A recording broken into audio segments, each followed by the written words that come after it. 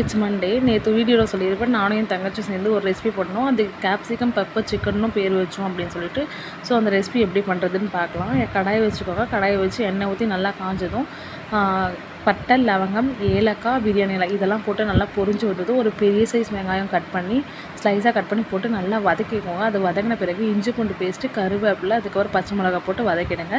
அதுக்கப்புறம் கட் பண்ணி வச்சுருக்கிற கேப்சிகமும் போட்டு நல்லா வதக்கி எடுத்துகிட்டு நம்ம எடுத்து வச்சுருக்கிற சிக்கனை போட்டு உப்பு போட்டு நல்லா மிக்ஸ் பண்ணி விடுங்க. அந்த எண்ணெயிலே கொஞ்சம் நல்லா அது டெண்டர் ஆகும். ஸோ அது நல்லா வதக்கிட்ட பிறகு சிக்கன் நல்லா வதங்கின அப்புறம் இப்போ பெப்பர் போடணும். பெப்பர் தூள் தான் யூஸ் பண்ணுறோம். பெப்பர் தூள் போட்டு நல்லா மிக்ஸ் பண்ணி விட்டுடுங்க.